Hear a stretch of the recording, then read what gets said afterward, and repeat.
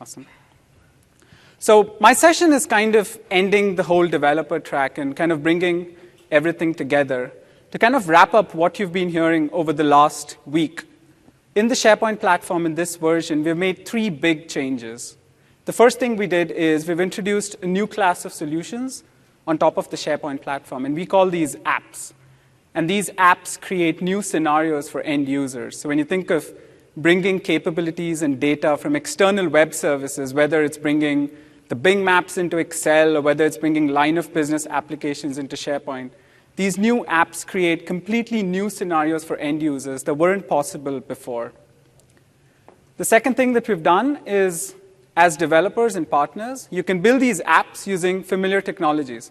So if you know HTML5 or JavaScript, if you literally have a website or a web service, you know how to build an app. So you don't need to go learn new technologies. You don't need to rewrite code. You can leverage a lot of stuff that's already been built for your web service inside your apps. So it's really easy to get going building these apps.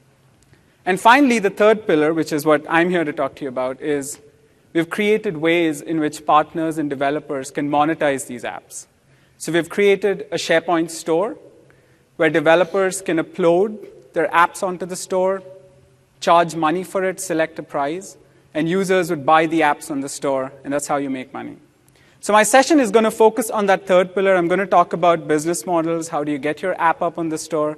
I'm going to stay away from deep technical discussions on how you build apps. I assume you've already attended sessions on how you build apps and the tooling and stuff like that. So I'm going to focus more on the money aspect of it and how appropriate that we're in Las Vegas to talk about money. To give you a perspective of what the store is and where the store actually lies in the whole spectrum of the SharePoint platform, think about solutions that add value to the platform, and you can classify them into 2 broad categories. On the left, you have things like data migration, infrastructure management, and deployment services. And these are typical needs of an IT pro or an IT admin. On the right side of the spectrum, you have things like data visualization, content management, vertical and functional specific needs. And these are needs of an end user using the platform. So when we designed the Office store, we are focused on the right side of that spectrum. The store is designed for an end user.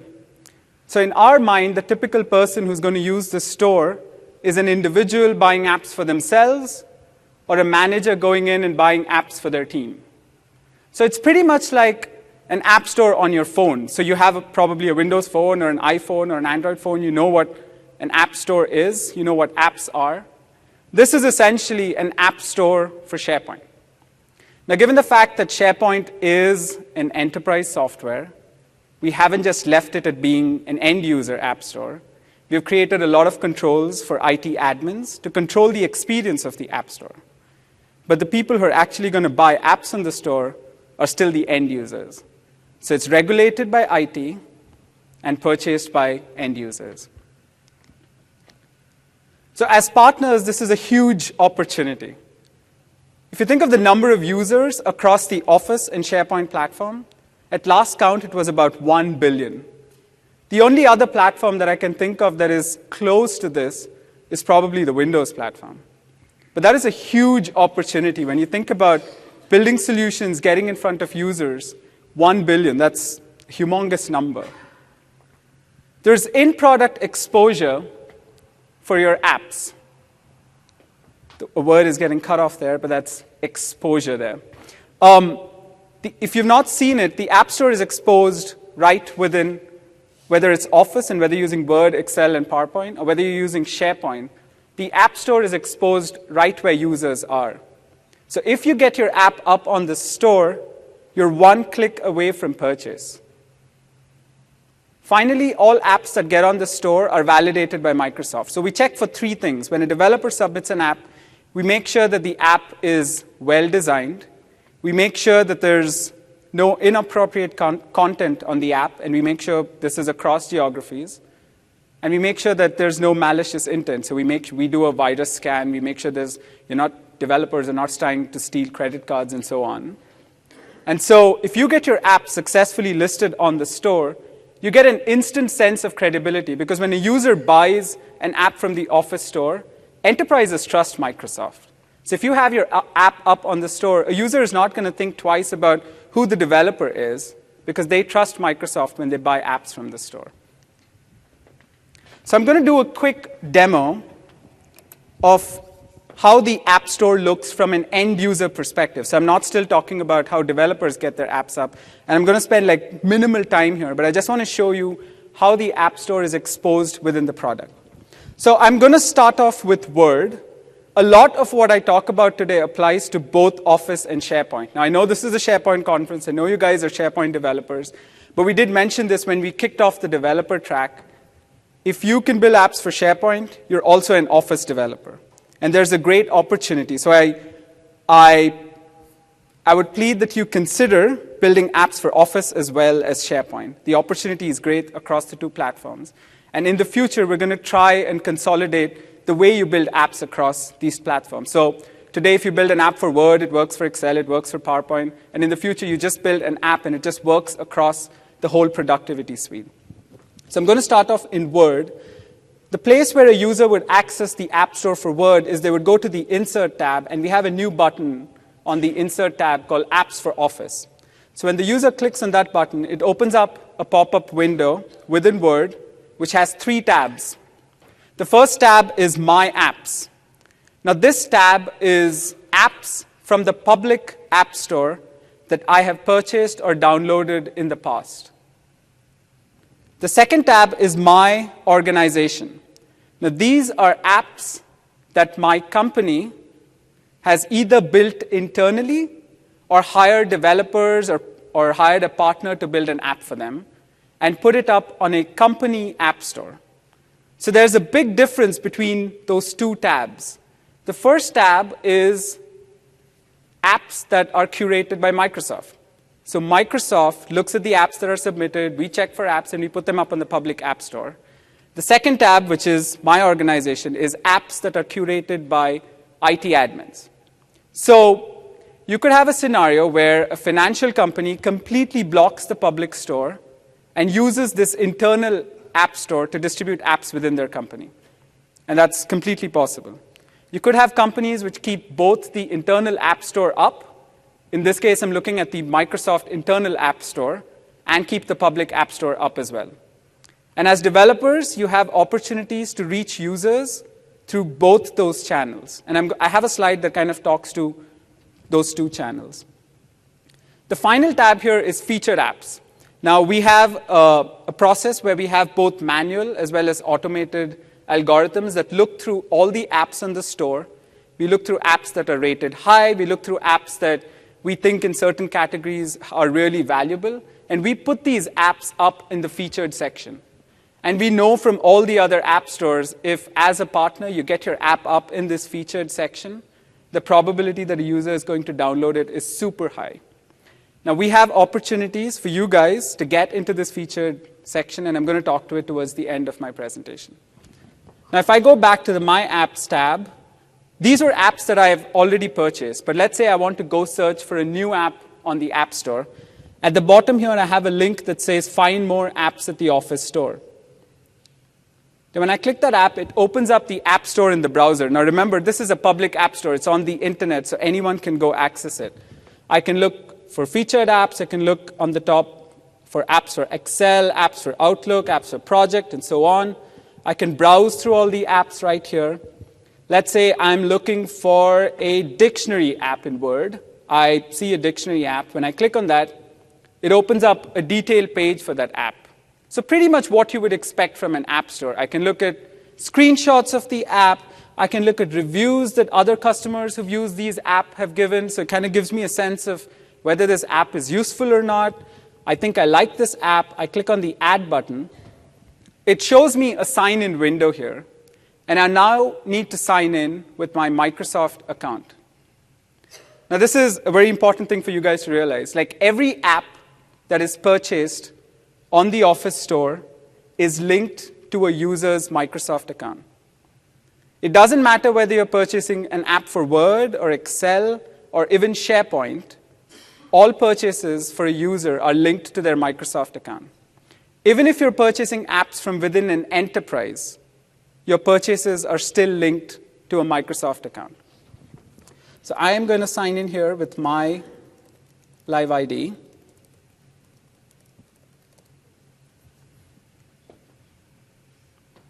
And once I sign in, it gives me a confirmation page that I have purchased this app. And I'm done at this stage. I actually didn't have to download any installable and then install it on top of Word. The app is already available for me to use. How do I use it? I go back to Word. I click on the Apps for Office button again. And now within my Apps section, I see the dictionary app there on the second row. And this is because it's a cloud app model. Apps are not installed locally on any machine.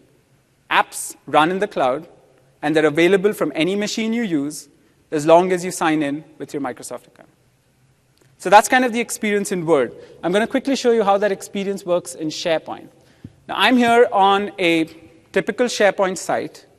Now, the way we think of SharePoint, we have changed it for users. Now we think of every component within SharePoint as an app. So when I click on Site Contents here, it's going to show me all the components that currently exist on this particular SharePoint site. And I have a button for Add an App. When I click on that, it shows me all the components that I can add as apps onto this particular SharePoint site. Now you see here things like document libraries and tasks and custom lists. Now these are what you would consider to be traditionally just part of SharePoint. They're not third-party apps. But we're trying to change user behavior here. Users know apps. They use phones. Like, people are very comfortable with the idea of having a platform and adding apps on top of it. So we've changed the user behavior where everything in SharePoint is now an app, whether it's a document library, whether it's a task list, or whether it's a third-party app. I see here a link for apps from your organization. When I click on that, it's going to show me a list of apps that my organization has created internally. Very similar to the My Organization tab that you saw on Word. Now, I'm using a demo tenant here, and I don't have apps that have been internally added. But if my IT admins chose, they would have added apps here for SharePoint, and I would have installed them from here. I also have the option for the SharePoint store. And when I click on that link, it's going to open up the same SharePoint store similar to the Office store that we just saw. I can browse through apps. I can search for apps. I see this Nintex workflow app that I find interesting. I click on the app. I go to a detailed page for the app. I can look at reviews. I can look at screenshots. I can buy the app. And when I buy the app, I still do it using my Microsoft account. I still don't have to download anything. When I go back to my SharePoint site, I'm ready to use this app. So this is kind of the end user experience in terms of how they use apps. From a developer perspective, what is the opportunity for you? I said that there are two channels you can use to get your apps to end users. The first is the public store on the top.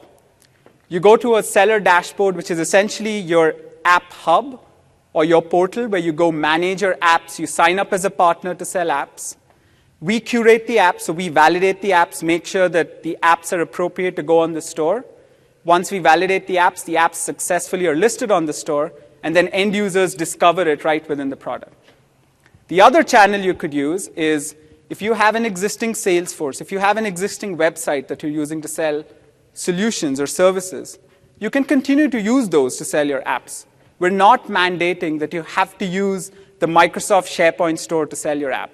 You can continue to use your existing channels and reach IT pros and IT admins and sell your apps directly to them. And when you do that, the IT admin would use the internal app store to get those apps to users. And as a developer, you can do both of these. So that was the user perspective of the App Store.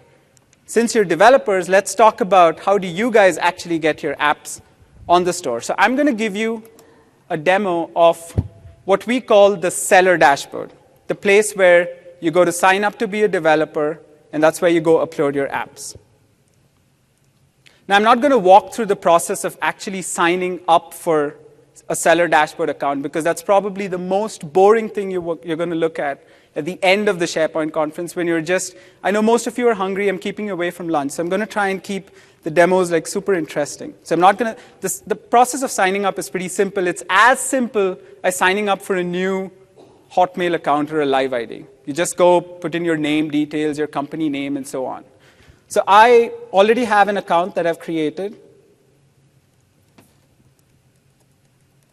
And I'm going to sign in using my existing account. As you can see, I'm doing demos, so I've signed in with multiple accounts here, so I have to sign out and sign in again.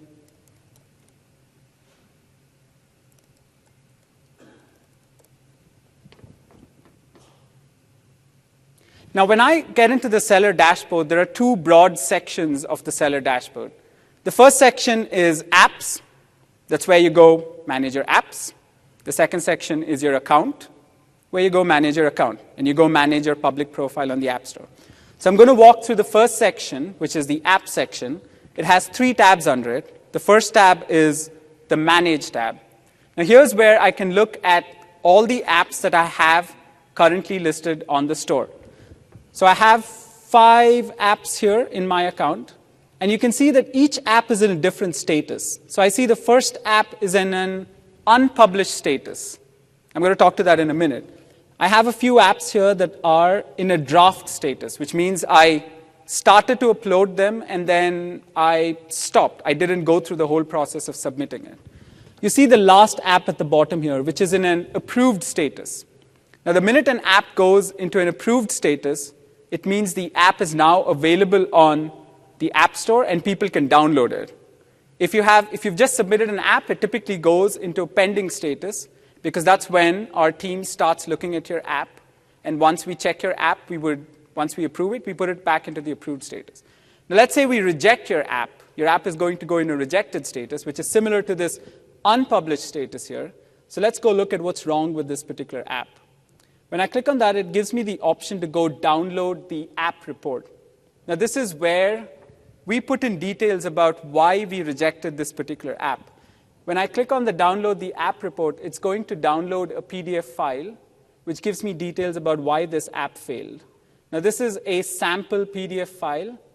It gives me details. It says, your app has failed policy 7.8 and 7.14, and this is how you go fix it to get your app back on the store. And once you go make those changes, you go back to Seller Dashboard, resubmit your app, and most probably your app is going to go through successfully. So unlike other app stores, we're trying to be really clear about why we're rejecting your apps. And we give you information that you can go and fix so that you can get your app back successfully on the store. So if you go back here, the second tab on the app section is the Client IDs tab. And you would use that tab if you're building a SharePoint app and you're using OAuth. The network is really slow here. Should I blame it on the network or should I blame it on Dreamweaver, who's been the... All right. So if I go to the second tab here, it's the Client IDs tab. Now, if I was building a SharePoint app and I wanted to use OAuth, then I would create a new client ID for each app that's going to use OAuth. I'm not going to walk through that because this wasn't a technical demo. Finally, the third tab here is metrics, and we provide rich analytics on how your app is performing on the store. So I have 2 apps here that were successfully listed on the store in the past. When I click on the app, it opens up a detail page which gives me more metrics on the app. So I can look at how many times my app was viewed in the browser, how many downloads, how many purchases, how many seats, how many people are using the app, and so on. Now, because I have this rich analytics available to me, I'll leave time for questions at the end. I just want to make sure I get through everything, and then I'm going to leave like 30 minutes or so for questions. So when I look at this metrics, I know how my app is performing. So I can go back and make changes. Like maybe I see a lot of people visiting the detail page of my app, but nobody seems to be buying it. Maybe I'm pricing it too high. Maybe I should reduce the price and figure out. Maybe I don't have detailed screenshots, so you could go and add screenshots into your app. So you could go and manage your app so that you drive more downloads of your app based on the metrics that are available for you within the Seller Dashboard. Now, the second section on the Seller Dashboard is the account section.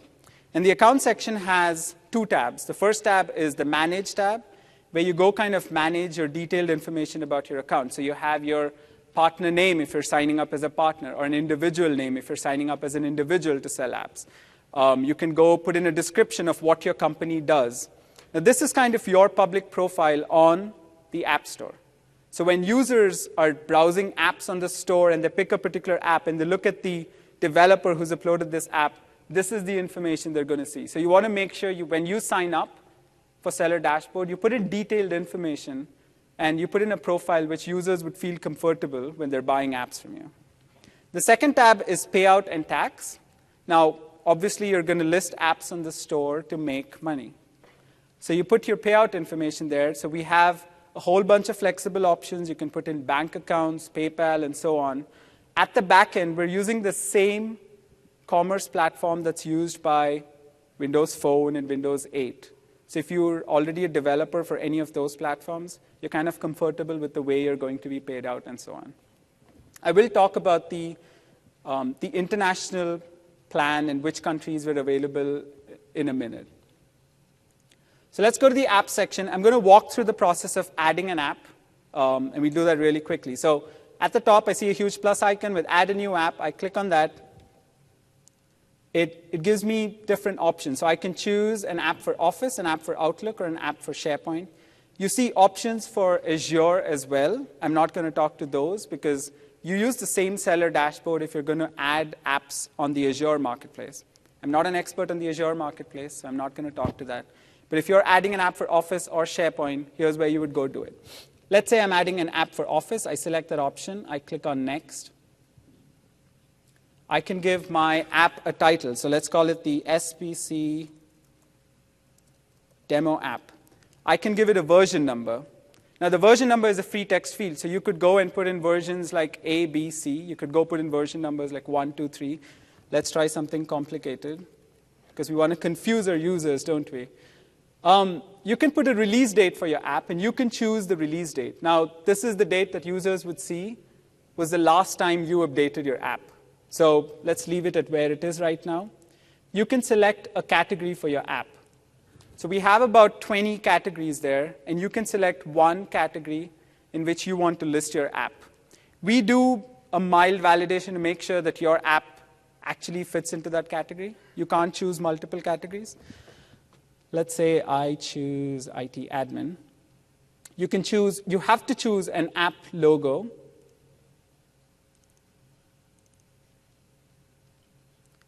Here's where you upload your app package. And this is since I'm uploading an app for Office, it's going to be a manifest file.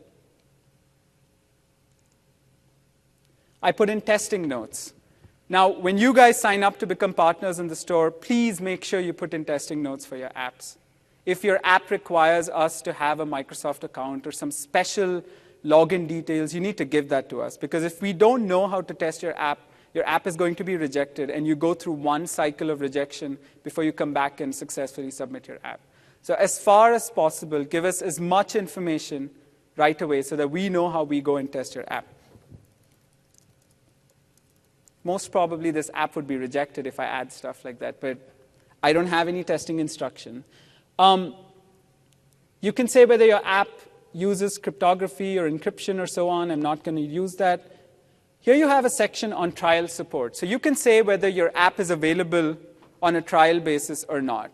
Now, this is not going to enforce the trial, and I'm going to talk about licensing in a bit and how you actually create trials on your apps. But this is the information that's displayed to the end user. So let's say I don't want to have trials. I do recommend that most of you should have trials because that's the best way to move users to getting paid apps. Nobody just buys paid apps. They love getting trials first and then transitioning to a paid app. So let's say I don't have any trials. I click on Next. On the next page, I can now put in kind of the marketing details for this app. So everything I put on this particular page is going to show up on that app detail page when the user browses it. So all the screenshots, the descriptions, and so on would show up on that app detail page. So let's put the same there. Now, if you don't put in a description here, there's a good probability that we'll reject your app because your app should describe what it actually is doing. So make sure when you're submitting your app here, you pay attention to each and every field as you're adding your app onto the store. You have to upload at least one screenshot, but you have an option to put 5 screenshots for your apps. We do recommend, or it's actually mandatory, that you have a support link for your app. Now, Microsoft is an agent, so we put your app up on the store, and users buy it from the Microsoft store, but you still support your app. Microsoft does not support the user if something goes wrong with the app. So we mandate that you put in a website here where users could go visit if they have any problems with their app. You have an option to put a privacy document link. You can put in a video link. You have the option to upload an end-user license agreement or a EULA. If you do not have your own EULA, we have our own default EULA that we will upload, and you have a chance to see that as well. Or you can edit and create your own EULA when you put it up on the store.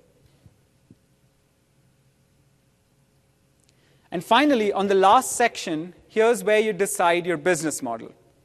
Now, how do you want to sell your app? Do you want to sell it for free, or do you want to charge for it? You can do both of them. Let's say I'm going to charge for my app.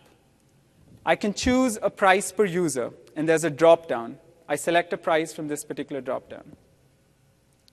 I also have the option to do what's called a site license price.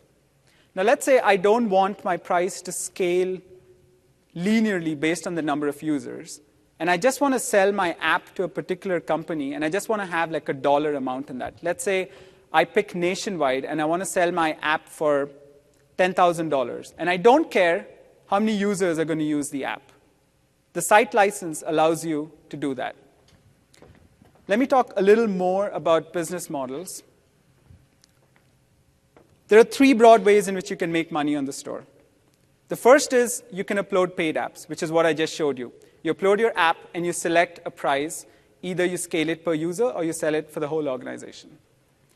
You can also do in-app purchases. So this is kind of like the Kindle model. You sell the Kindle. You put your app up either for free or paid or whatever, and you sell additional books through the Kindle. Here you can sell additional features inside your app.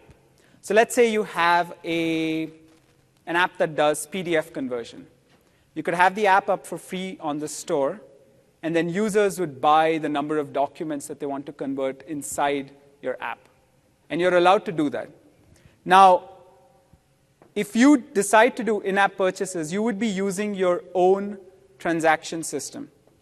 We do not have the capability to do in-app purchases on the SharePoint store in this release. It's something that we're thinking about for future releases. But policy-wise, we allow you to do in-app purchases and use your own transaction system. You're also allowed to make money through ads. Ads in SharePoint apps. We're going to have pop-up ads. No, we're not. We have a lot of restrictions and design guidelines on the kind of apps that you can put up on the store. We don't want to see huge banner ads within Word. We don't want to spoil the user experience. So you should visit dev.office.com. If there's one thing you should take away from this week, by the way, it's dev.office.com. That's our central portal, which has all information about how you build apps, what our policies are, and so on and so forth. So on dev.office.com, we're going to have the guidelines on what kind of ads you're allowed to put inside your app. So you are allowed to make money from ads, but you need to make sure that it matches our design guidelines. A little more look at the paid apps. You can upload free apps, so you can not charge anything for it, of course. Your paid apps, you basically pick a price from a drop-down, and the prices start at $149. That is the minimum price at which you can price your app. It increases at intervals of 50 cents, and we go all the way up to $999. So that is your price range, and you can price your app, if you're selling it on the store, at one of those prices. Now, every time you sell your app on the SharePoint store, Microsoft takes a 20% rev share. So if you're selling your app at $10, you get to keep $8, and we keep $2.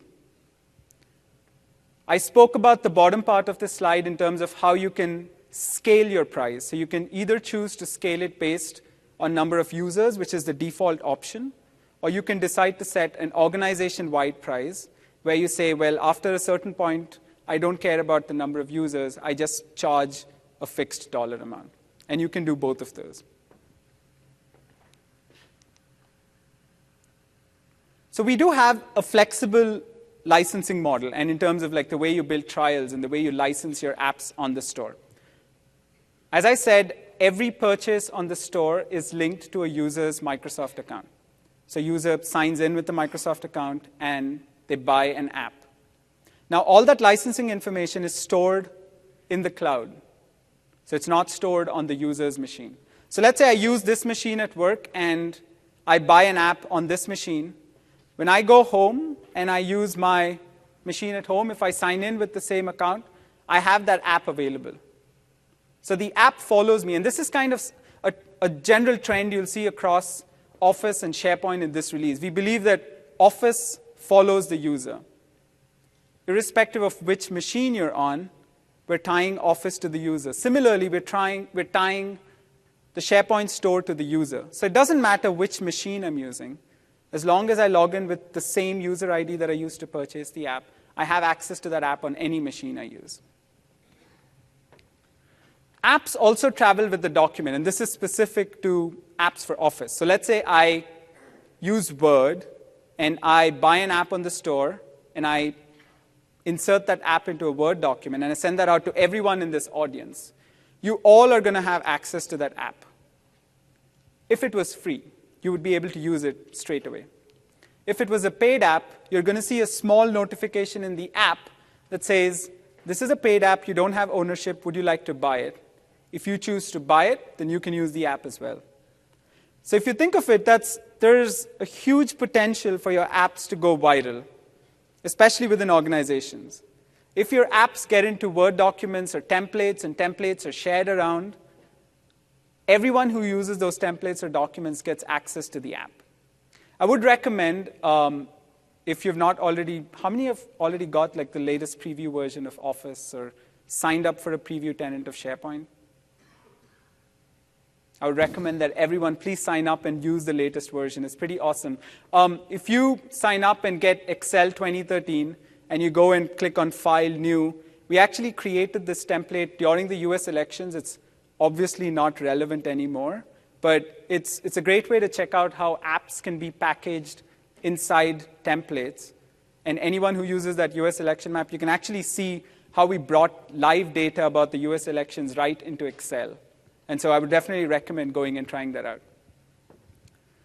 Finally, the third point that I want to make here is all this licensing information is stored in the cloud, and we make it accessible to developers using APIs.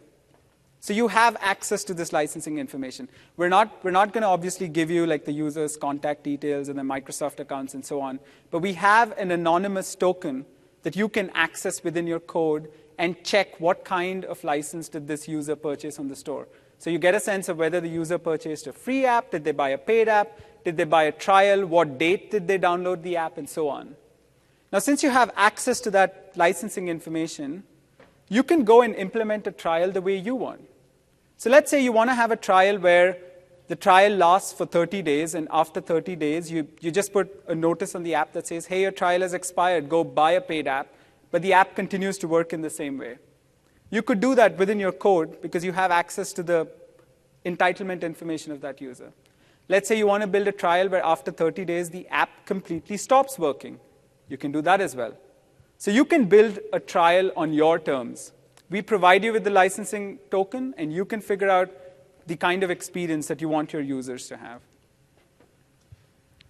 All right, so obviously you guys are excited about getting on the store now and putting your app up and making money on the store. But what is that life cycle? How do you actually get to the point of making money on the store? The first thing that you do is go to dev.office.com. You have links there that will talk about how you go sign up for a seller dashboard account. Once you provide your contact information, we vet every partner. So there is a verification process. We go run a background check. We make sure you guys are OK to sell apps on the SharePoint store. And once we validate you, once your partner account is validated, only then can you start uploading apps onto the store. So once you're done with the first step, the second step is the step of uploading the app, which is what I just walked you guys through. Once you click on Submit at the end of that demo that I just showed you, your app goes into a pending state, because that's when we start vetting your app. We make sure, as I said, the three big things that we look for in your app are it's well-designed, there's no malicious intent, and there's no inappropriate content. Once we check for your app and we're sure that it can get on the store, your app is now successfully listed on the store and all users can find your app. You can obviously go in and continue to manage your app. So you can go change the price, you can go change screenshots, you can go change descriptions, you can go upgrade your app so you can go from a V1 to a V2. Now you have to keep in mind that certain changes that you make in your app would trigger the validation process again. So if you go and upgrade your app, we are going to validate that app again. We want to make sure that all the changes you've made in the app still cater to all our policies. Now finally, let's say you've had your app running on the store for a year, and now you decide that, well, I don't want to support this app anymore. I want to take it off the store. We mandate that from the point where you decide to take your app off the store, you have to give a 90-day notification to end users. So you can go into Seller Dashboard and you can indicate that, hey, now I'm ready to retire my app, and you just have to support your app for another 90 days. Now the reason we have this policy in place is we don't want to have cases where an end user downloads an app today and then tomorrow the app doesn't work because the partner decided to not support it anymore. So when you upload an app onto the store, know that you have to support it for at least 90 days before you can take the app off the store. Our international presence. At this point, we only have a storefront in the US, and we only support English apps. We don't support apps in other languages at this point.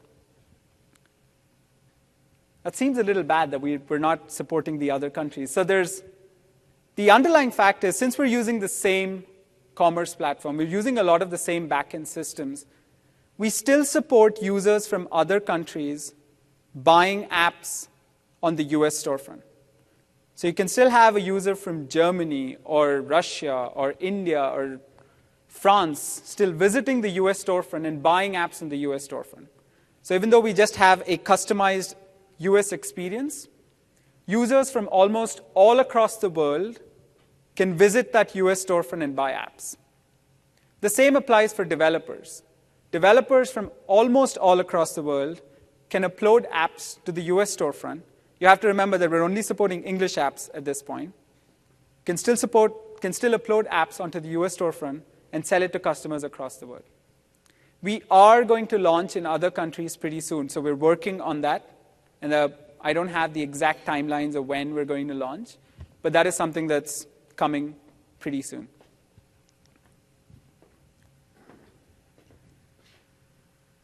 All right, so now you've obviously started to think about, well, what kind of apps am I going to put up on this SharePoint store? So we think that apps on the store are going to be both apps that cater to an enterprise as well as apps that cater to consumers. So we expect apps that are kind of like lifestyle apps or travel apps, but we also expect a whole bunch of enterprise apps for sure. So apps that do content management or communication or social or financial management. We have worked with a certain set of partners, and these are like high-touch partners who we've worked with early in the process, and we do have a set of apps on the store as of today.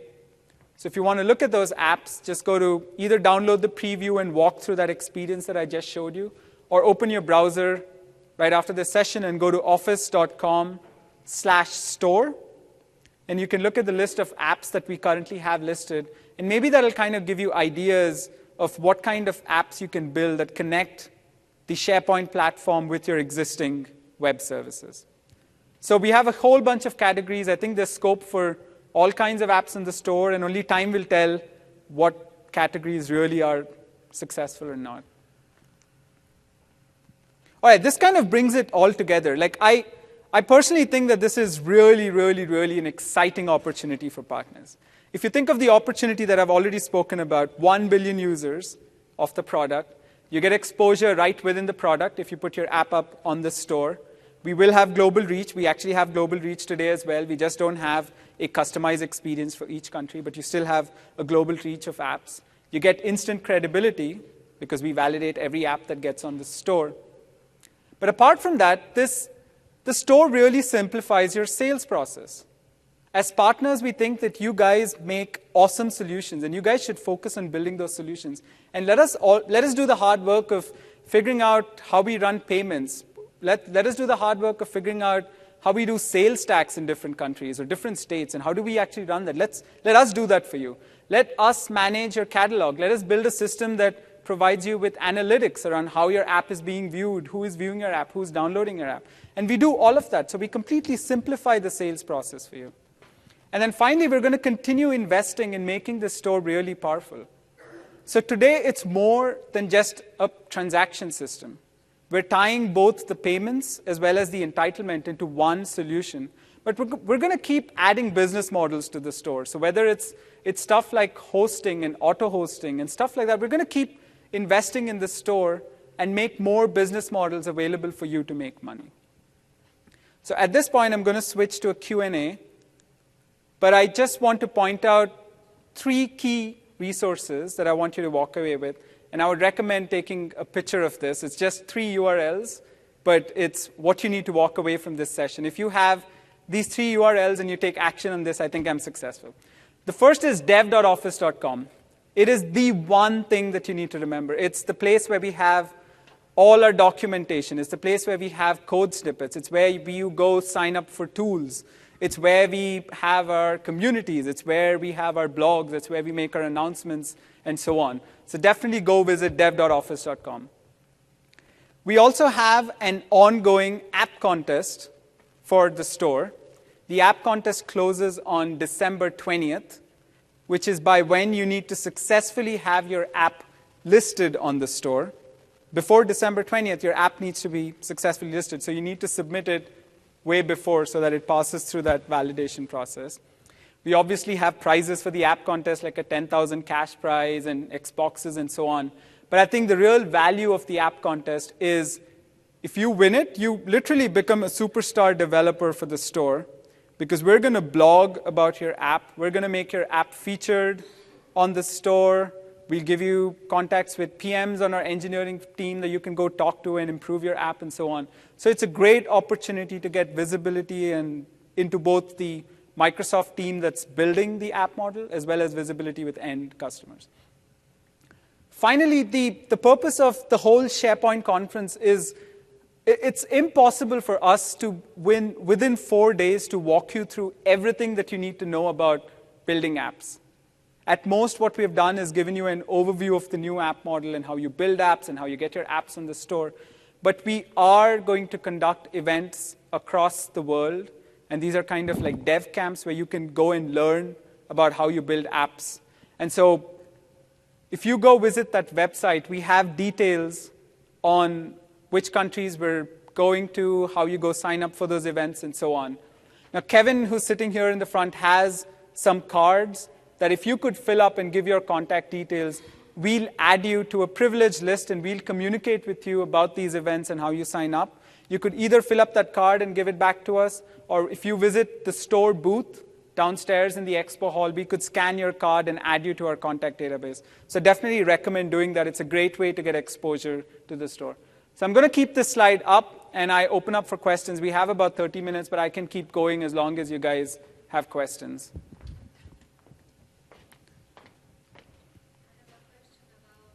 I see someone walking up to the mic, so I'm just gonna allow him because he's already standing.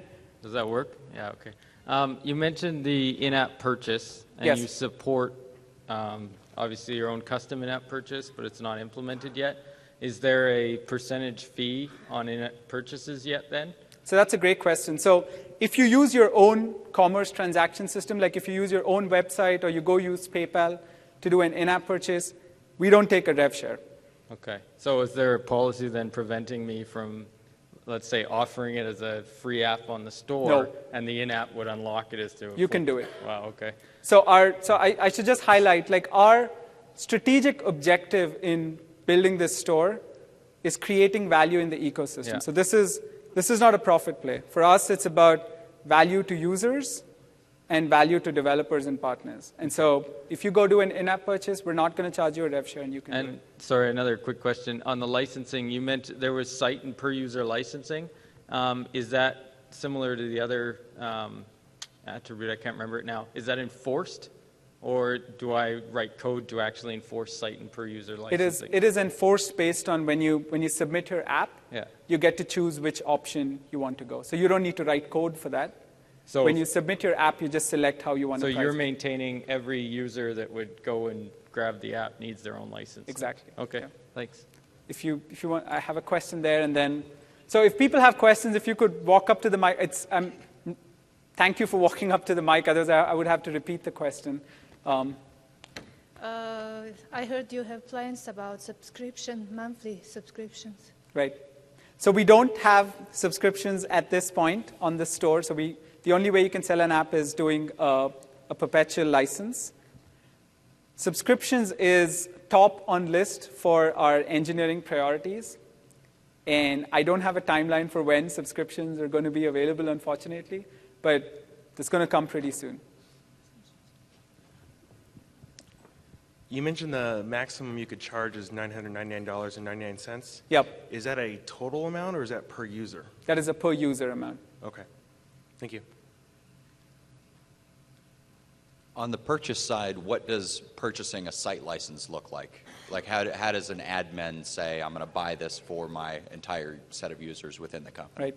So the way, for an admin, it would be pretty transparent. So the admin goes, selects the app that they want to buy. They select the number of users that they want to buy the app for. And the site license just takes effect depending on how you select it when you submit your app. So when you submit your app, you essentially select a per-user price. And then you select the number of users at which the site license kicks off. So you can select a per-user price of, let's say, and let me actually show you this on the screen here.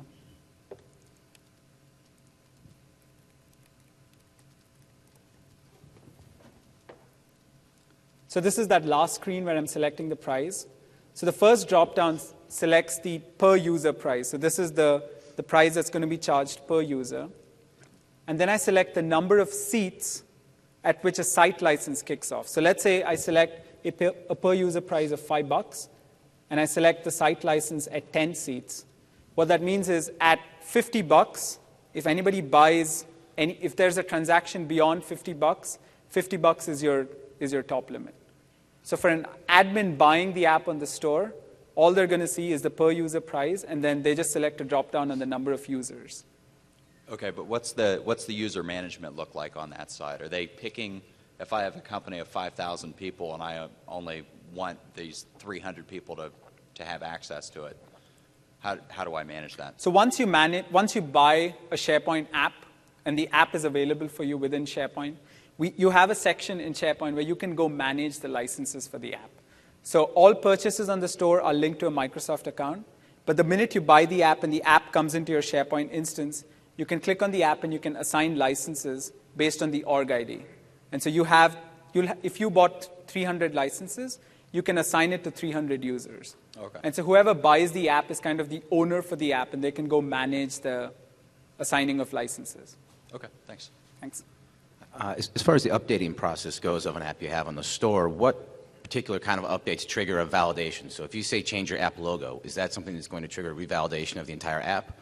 Or is it just code-based, functional-based changes? It is both. So the reason we do validation, even if you update your logo or your screenshots or your descriptions, is you want to still make sure that everything that you're putting there is appropriate content for the store. So what's the turnaround time for that kind of stuff usually? So we don't have a slated SLA at this point because obviously we've just launched the store. I can give you the average turnaround time that we're observing. Mm-hmm. Right now, it's like a couple of days before your app is turned around. Awesome. But obviously, I think everyone in this room is going to go submit apps. You're going to see thousands of apps. It will be a good problem if we have a queue of apps waiting to be updated. But right now, it's just a couple of days. Thank you.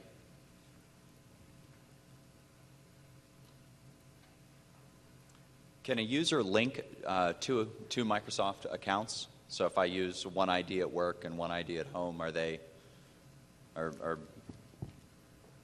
I'm not sure about the answer for that Okay. one. So when you use like Word, for example, here, like in Office 2013, you have to sign in with your org ID. So if you look at the top right-hand side here, I have signed in with my org ID. So that is my Microsoft AD account that I've signed in with. That's not my live ID or my Microsoft account.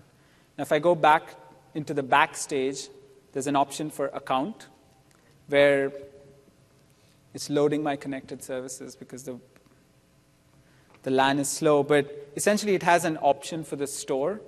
So you add your store account there. But I'm not sure if you can combine two different Microsoft accounts. Okay. So you see the option there for the store where I've signed in with my live ID, and I've connected my personal account to my work account. So you can do that, but I'm not sure if you can connect two Microsoft accounts. Okay. Can you have two store accounts in there? No, you can just have one. But it's pretty easy to just switch between two. So if I go click on remove, I don't lose any of the apps that I've purchased with that account. I can go and log in again, and I would have all those apps available. Okay. So when I buy an app for SharePoint, it's not limited to farms. So if I have a testing environment and I want to check out if everything works Yep. after installing my app, or that wouldn't be a problem. I don't have to pay twice. So when you buy an app for SharePoint, you get a license for a whole tenant, but it's specific to just that tenant. So even though it's tied to user, it's tied to that particular tenant. So you wouldn't have access to that app in a different tenant. So I have to just pay twice. You would have to buy it twice on a different tenant, yeah. Okay, thanks. How does the model work for a multi-front end, like a 3 front end? I'm sorry, server? what? How does it work for multiple front end rather than one front end server? So when you say multiple front ends, what do you mean? Front end web servers. Like you have 3 front end servers servicing it. So when you upload your app to the store, you're essentially just uploading a manifest file. And within the manifest file, you essentially just put a URL of where your web server is actually located. And that has to be one fixed location. Say you got, some company got one SharePoint server, but you can have 3 front end, load balancing it. Does that mean the license is for 3 front end? You have to buy separately or just one? So if it's one tenant and it's load balance, I think it's you just buy one license. Are you sure? I think we have somebody from engineering here who could confirm. But if I could just meet you after this, I can confirm that. Unfortunately, I'm not too super technical, so I don't know about load balancing and stuff. But I can take your contact detail and help you find that answer. What's the price for submitting an app to the store? So if you're selling a paid app, we take 20%. In order to get onto the store, you have to sign up. If you already have some form of Office 365, you already have access to the store. You don't need to pay anything additional. What about $99 that I had paid for the Windows 8 store? Right. Will that still work, or? No, that at this point that doesn't apply to the Office and SharePoint store. You would have to sign up for an Office 365 developer offer. We're not ready to talk about the price of that at this point, but you would need to sign. If you have, either you sign up for a developer 365 tenant, or you sign up for, if you already have 365, then you have free access to the store. If any of you have access to an MSDN subscription, you will have access to the store. And that's like a future thing where we'll try and combine the store so that you just go buy like a Windows Phone subscription and you still have access to the store, but that's in the future, not at this point. Any other questions?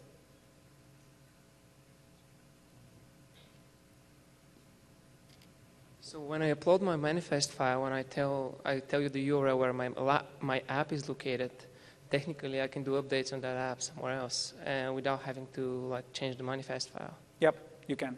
So how are you going to validate those updates? So what we do is we will run random checks on apps. So we make sure that you can, since this is a cloud app model, it has both its advantages and disadvantages. The advantages are it's a super flexible architecture to build apps. But the disadvantage from an end user perspective is if we have a malicious developer, they could upload like a perfectly looking app today on the store, and tomorrow they could go change the code and the app does something that it's not supposed to do. So we are going to pick apps at random. We're going to observe developers. Like we're going to track developer history. And we will check apps on a random basis to make sure that they still support our policies. At any point where we find out that an app is doing something that it's not supposed to do, we have the ability to kill an app. So we have something called the kill bit, where if we switch on, isn't that a cool name? Like we call it the kill bit. Like if we switch on the kill bit, we kill the app across all installed instances.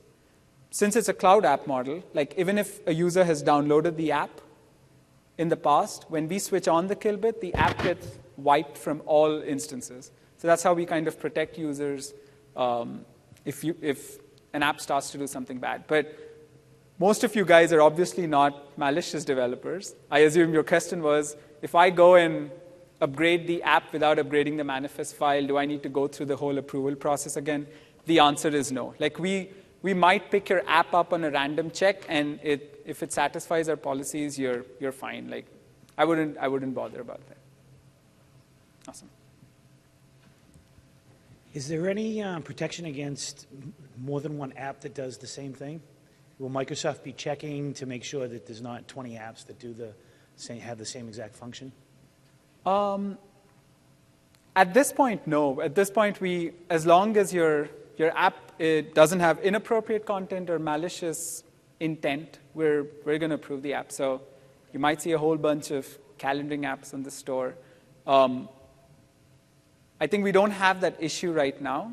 So we're looking at getting a lot of apps in the store first, and then we'll start thinking about like how do we make sure that the apps are like across a broad variety of categories. Like we're going to use stuff like the featured app section and the way apps are ordered on the store to make sure that we don't have the same kind of apps turning up on the top all the time, and we kind of change the variety of apps. But you would be allowed to put your app up.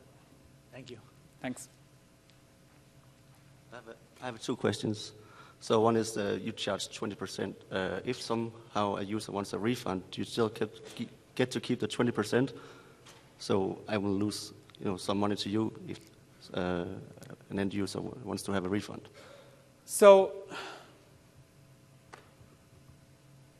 that's a good question. I have to think seriously about refunds. Can we sync after this? Okay. I have another question. So you say for right now it's only English applications. Is there any model so I can prepare my app with a localization or something like that? So when you open up, I have resource files or whatever to get that thing going really quickly. I'm sorry. Could you repeat the question? Yeah. So right now you're only selling English applications, right? Right. So if I want to prepare for other languages beforehand, do you have a model where I can go and prepare that thing? So if you open up for Danish apps, for instance, I have already Danish resource files to support that or something like that. So irrespective of the number of languages that your app supports, the manifest file remains the same. And if I'm not wrong, the manifest file actually has details on what languages this particular app supports. So even though I said that we're only accepting English apps today, the truth is if you submit an app that supports both English and French, we will still accept your app because we have the English language to test the app. Okay, and I can just submit resource files like resx files, or how does that work? So if you add multiple languages in the future, you would just change your manifest file, and you would need to submit your app back to the store. Okay, thank you. So what you could do is you could build a multilingual app today and make sure that it at least supports English because that's the minimum requirement, and you could do that even today. So thank you. Thanks.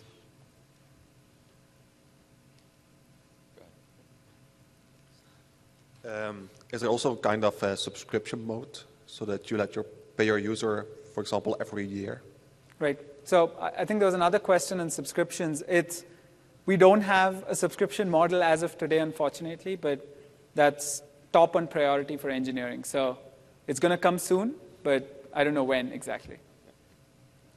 So I'm still trying to wrap my head around what a user license is in the context of a SharePoint app. So Okay. if I have a web parts style app where I'm putting something in the UI, like what does that look like? That one user bought it, they can add it to the page, but what's happening for everybody else that's coming in there? So when I was showing the SharePoint screen here,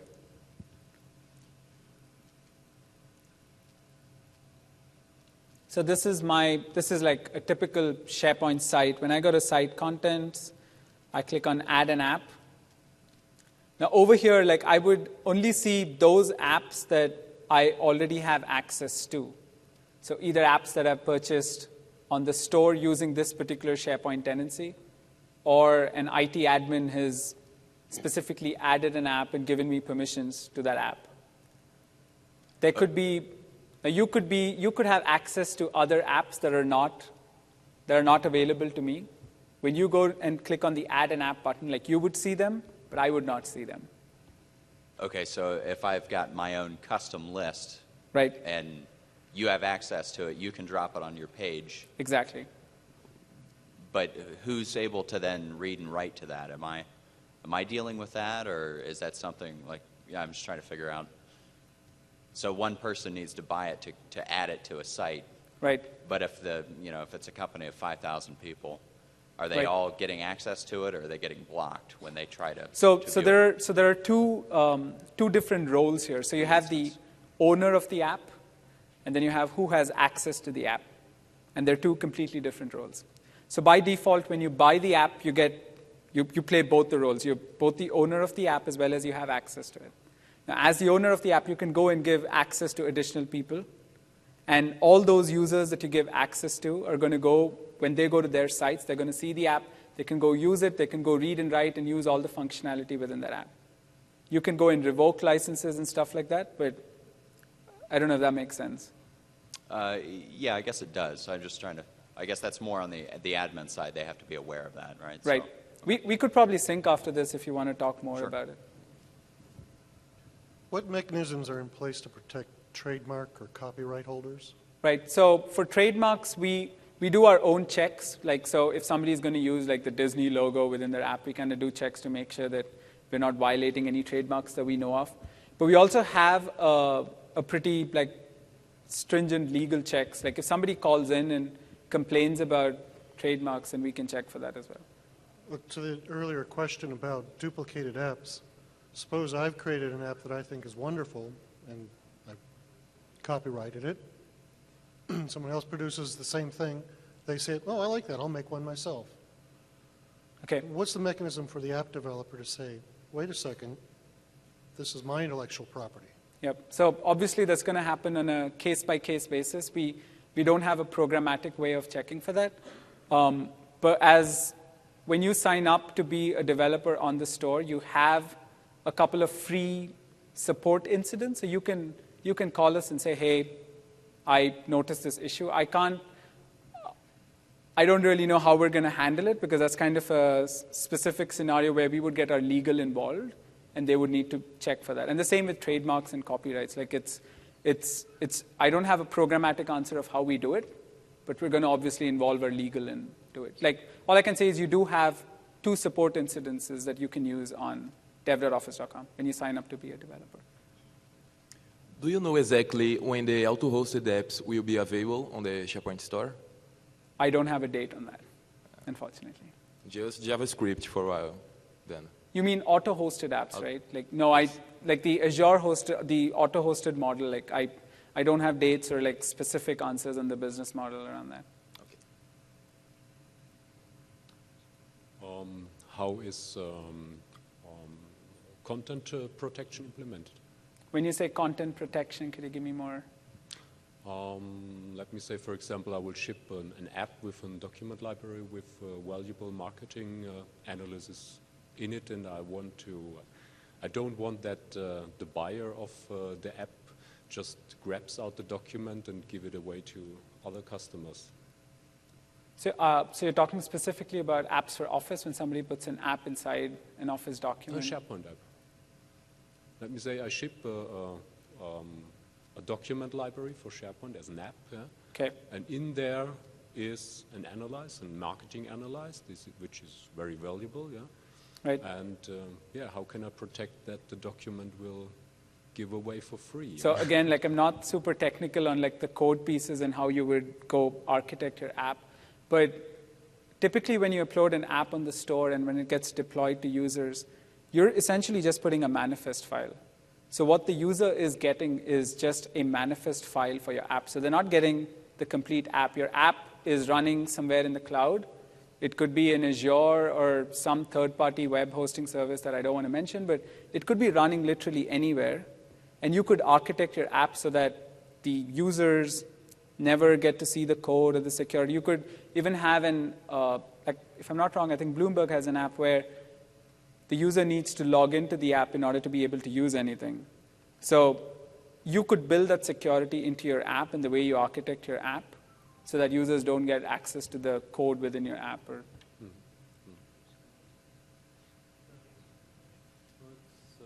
no, we are sure. It's not real an answer. You have the same idea? I think you're missing the question that he's asking. If the delivered app contains a document that's valuable, okay. And yeah, you can protect the code of the app, but what about the document itself? So the user opens it up, oh, look at this market analysis. So we'll probably need to find some... Around. Is there anything to protect the document content? I think the idea. So I'm Eric, do you want to try? Like, I'm on the Office Store team, and I work with a lot of the policy stuff. So the question you're saying, like if you have a SharePoint app that you load up in the store and it also has a doc included in it, or a template or anything like that, you're asking about the protection of that doc. Yeah, I don't think that I probably have to follow up as well, but I don't think that that's protected. There's no way, I think, for our service to know at the doc level the rights to use or redistribute that. I attended doc. a session yesterday about this information rights management. This might be a way. Well, yeah, so we should probably take this offline. Yeah, let me like if you up could on share that, your contact details. I apologize. Like the session is like it's not super technical, so I don't have all that knowledge. Like we can definitely go try and find the answers for you. So yes, if I'm not answering some of your questions, please do point out. Maybe I'm not interpreting. Yeah, I want to just correct one thing on the IP question about like the Disney thing. Like we talked about that a lot, and actually the way we landed is even for Microsoft IP, like basically an app submission, because we are an agency model, we are not testing against trademarks. It is the responsibility of the business to use our report a violation process and say, hey, somebody's infringed on my trademark, somebody's infringed on my IP, and like Vivek said, then that kicks off a legal review process in our processes, and then depending on how that lands, then an app could be taken down, or a follow-up will happen out of our legal department. Awesome. Thanks, Eric. Yeah. Yeah, my question is about paid upgrades. Suppose I have an app that sells well and has earned a reputation, and then I invested some work into a good upgrade with new functionality, and I want to upgrade my app, and I want still retain my reputation of my app, but I want customers to give me some more money. Right. So the 90-day policy kind of applies here. So let's say you were selling a free app, and the app has been downloaded a lot of times. Now you add new functionality. You want to make that free app into a paid app. You still need to support the people who've downloaded the app till today for free, like for another 90 days. And then after, you can put up an upgraded app, or you can put up a different app, or so on. Yeah, but I still want it to be the same app with the ratings and the stuff. Oh, okay, sorry. So yeah, all your reviews would continue to exist. So if you had reviews on your existing app, I think the same reviews continue to exist when you upgrade your app. But there was an earlier question about subscriptions, right. which there is no support for yet. From a payment perspective, yes. And this is kind of subscription related? So essentially, like the only way you can sell an app on the store right now is if you're selling a perpetual license. So you charge $10 for your app, a user buys your app, and then that's it. Like it's not a recurring payment. But if you're charging, the minute we have subscription models, then let's say we have a subscription model where we charge per month, then you would have a $10 charge on the user per month. And we don't have that model right now. We only have the perpetual license, where it's a one-time payment. Okay, thank you. Awesome. So I'm going to stop questions broadly at this point. If anyone wants to stop by and talk to me, I'm happy answering any more questions. Thank you.